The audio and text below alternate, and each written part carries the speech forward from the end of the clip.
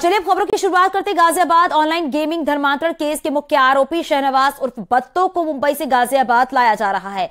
Online gaming के जरिए बच्चों को ब्रेन वॉश कर धर्म बदलने का आरोप है। मुख्य आरोपी शहनवाज मकसूद खान उर्फ बत्तो को गाजियाबाद लाने के लिए पुलिस को 72 घंटे की ट्रांजिट रिमांड मिली है। गाजियाबाद पुलिस बत्तो को मुंबई से लेकर निकल चुकी है।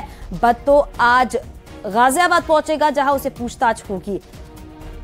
आरोपियों से आमना सामना भी कराया जा सकता है। शहनवाज उर्फ बत्तो को महाराष्ट्र के रायगढ़ से गिरफ्तार किया गया था। मुंबई की मुंब्रा थाने की पुलिस और गाजियाबाद की पुलिस ने संयुक्त ऑपरेशन के जरिए गिरफ्तार किया था शहनवाज उर्फ बत्तो को। तो मुंबई टू गाजियाबाद बत्तो की यात्रा और शहनवाज उर्फ बत्तो को गाजियाबाद लाया जा रहा है। और गाजियाबाद से हमारे सहयोगी अमित हमारे साथ जुड़ गए हैं। अमित, जरा बताइए, क्योंकि अब मुंबई से गाजियाबाद बत्तो को लाया जा रहा है, आज कितने बजे बत्तो गाजियाबाद पहुंचेगा और किस तरह की कार्रवाई अब आगे देखने को मिलेगी? देखिए शालिनी, आपको बताना चाहूंगा, जैसे ही 30 मई को ये मामला सामने आया था, कविनगर थाना क्षेत्र में ही मुकदमा दर्ज हुआ था। उसके बाद से ही लगातार पुलिस बत्तो की तलाश कर रही थी। हालांकि इसको गिरफ्तार कर लिया गया। उसके बाद कल इसको मुंबई से गाजियाबाद भी लेकर आया जा रहा है। पहले ये बताया, कोर्ट में दलील दी गई थी गाजियाबाद पुलिस की तरफ से कि हम इसको बाई रोड ले जाएंगे, लेकिन सुरक्षा के लिहाज के चलते ये बताया जा रहा है, पुलिस सूत्रों के अगर हम माने, तो बाई एयर उसको लेकर आया जाएगा, हवाई जहाज के जरिए उसको लेकर जाया जाएगा। हालांकि कल चक्रवात था, मुंबई में कई फ्लाइट कैंसिल हुई थी, लेकिन इस बात का कयास लगाया जा रहा है कि आज तकरीबन 12 से 1 के बीच में बत्तो यहाँ पहुंच जाएगा। इसको लेकर पुलिस भी पूरी तैयारी अपनी कर चुकी है, क्योंकि सुरक्षा की पूरी जिम्मेदारी पुलिस की है। वहीं दूसरी ओर आपको बताना चाहूंगा, एक लंबी फेहरिस्त गाजियाबाद पुलिस ने तैयार की हुई है। तकरीबन 50 ऐसे सवाल हैं जिनके जवाब बत्तो से लेने हैं। मसलन गाजियाबाद के संजय नगर की जिस मस्जिद में धर्मांतरण का पूरा खेल हुआ था, बत्तो आखिरकार उस मस्जिद तक कैसे पहुंचा। वहीं दूसरी ओर पाकिस्तान और दुबई का इसमें नाम आया था, तो वो दोनों ही कनेक्शन किस तरीके से और बाहर से इसको क्या क्या फंडिंग हो रही थी। हालांकि जो कयास इस बात की भी लगाया जा रहा है कि बत्तो धर्मांतरण की बात को तवज्जो नहीं देगा और उस बात को इनकार करेगा कि उसने धर्मांतरण कराया था, लेकिन पुलिस के पास जो चैट मौजूद है, उस चैट से साफ जाहिर हो रहा है कि बच्चों का धर्मांतरण बत्तो द्वारा ही कराया गया था, जिसमें कि 5 वक्त की नमाज पढ़ने के लिए। बिल्कुल अमित, क्योंकि कई ऐसे सवाल हैं जिसका जवाब जानने के लिए बड़ी कड़ाई से पूछताछ जो है वो बत्तो से होगी। शिवम भी हमारे साथ जुड़े हुए हैं। शिवम, आप भी जरा बताइए, क्योंकि लगातार देखा जा रहा है कि गेमिंग के जरिए किस तरीके से बच्चों का ब्रेन वॉश किया जा रहा है, और अब जिस तरीके से शहनवाज को गिरफ्तार किया गया, उसे पूछताछ की जाएगी। कई ऐसे सवाल है जिसके जवाब ढूंढने जाएंगे। साथ ही यह भी है कि उसके कनेक्शन कहां पर है और कब से वो बच्चों का ब्रेन वॉश कर रहा है। तमाम सवाल है जिसके जवाब आज पुलिस लेगी।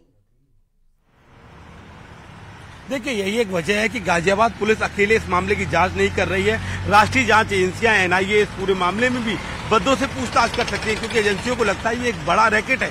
सिर्फ गाजियाबाद नहीं बल्कि तमाम जगह पर इस रैकेट के लोग थे, और शहनवाज ने ये पहली बार नहीं किया, ये लड़के पहली बार सामने निकल कर आए हैं। आखिर कौन सा मॉड्यूल है देश में, ये लोग कहां पर ऑपरेट कर रहे हैं, किन विदेशी एजेंसियों से, विदेशी ताकतों से ये लोग जुड़े हुए हैं, और अल्टीमेट टारगेट क्या है, आखिर गोल क्या है इन लोगों का, चाहे वो शहनवाज हो या मौलवी हो, इन तमाम लोगों के पीछे कौन है जो न सिर्फ इनको धन मुहैया करा रहा है बल्कि एक बड़े टारगेट की ओर इशारा कर रहा है। इस पूरे मामले में राष्ट्रीय जांच एजेंसियों का शामिल होना ये बताता है केंद्र सरकार ने इसको गंभीरता से लिया है। गृह मंत्रालय लगातार यूपी सरकार के साथ इसको मॉनिटर कर रहा है, और इस पूरे मामले में जांच एजेंसियां ये जानना चाहते हैं कि आखिर क्या वजह थी कि इन लड़कों को टारगेट किया गया, कौन कौन से शहरों में इसका मॉड्यूल फैला हुआ है। हालांकि शहनवाज दोहराता रहा है कि उसका धर्मांतरण में कोई हाथ नहीं है, लेकिन जो स्टूडेंट की इंस्टाग्राम आईडी थी उसकी चैट रिकवर हुई है। न सिर्फ उसकी चैट बल्कि जो लैपटॉप शहनवाज के पास है उसकी भी चैट रिकवर की जाएगी, उसका तमाम डेटा निकाला जाएगा, और उसके आधार पर जांच एजेंसियां मिलकर उत्तर प्रदेश पुलिस के साथ इस पूरे मामले में कार्रवाई करेंगी।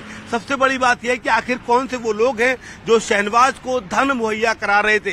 क्या शहनवाज गाजियाबाद के अलावा उत्तर प्रदेश के और भी जिलों में सक्रिय है? अब तक उसने किन किन लड़कों को कन्वर्ट कराया है? क्योंकि तमाम ऐसे सवाल हैं जिसके जवाब जानना बेहद जरूरी है, और इसीलिए कहा जा रहा है कि जब बत्तो को लेकर गाजियाबाद पहुंचेगी पुलिस टीम, उससे तमाम सवालों के जवाब लिए जाएंगे। क्योंकि अमित भी लगातार बने हुए हैं, अमित भी लगातार इस खबर को कवर कर रहे हैं। अमित, क्योंकि आप गाजियाबाद में ही है और वहां पर आप देख रहे होंगे जिस तरीके से ये मामला सामने निकल कर आया है, इसका सबसे बड़ी बात जो इसमें सामने निकल कर आ रही है वो कनेक्शन को लेकर सामने आ रही है, फंडिंग को लेकर सामने आ रही है और कब से ये ब्रेन वॉश बच्चों का कर रहा था, कितने ऐसे बच्चे हैं जिसका ये ब्रेन वॉश किया है, ये सभी बातें जो निकल कर आ रही हैं वो काफी अहम मानी जा रही हैं। और इसी के जरिए जब सवाल किया जाएगा बद्दों से तो और भी कनेक्शन सामने आएंगे। अमित।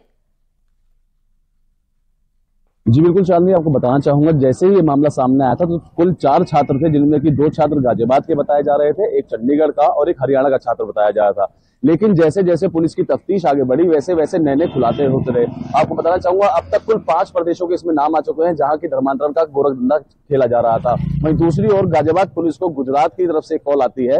वो गुजरात का कॉल करने वाला व्यक्ति बताता है कि उसके एक विशेष इलाके में ही अकेले गुजरात में 400 लोगों का धर्मांतरण किया गया है। तो ये कहना अतिशयोक्ति नहीं होगा कि जिस तरीके से लगातार बद्दो धर्मांतरण का खेल खेल रहा था, अभी तक सिर्फ इतने ही लोग सामने आए, लेकिन पुलिस जिसकी सरगर्मी से तलाश कर रही थी, आखिरकार उस शहनवाज उस बद्दो को दबोच लिया गया है, उसे हिरासत में ले लिया गया है, उसे गिरफ्तार कर लिया गया है। अब उससे ऐसे तमाम सवालात हैं जिनके बारे में उससे पूछा जाएगा। उन सवालों में से 50 ऐसे सवालों की फेहरिस्त बनाई हुई है, जिसमें से प्रमुख सवाल यही होंगे कि अब तक कितने लोगों का उसने धर्मांतरण कराया। दूसरा सवाल ये होगा कि ऐसे कितने चैटिंग ग्रुप उसने बनाए हुए थे जिनमें कि वो इस तरह के बच्चों को अपने प्रलोभन देता था और इस्लाम कबूल करने के लिए उकसाता था और उन्हें इस्लाम के लिए बताता था।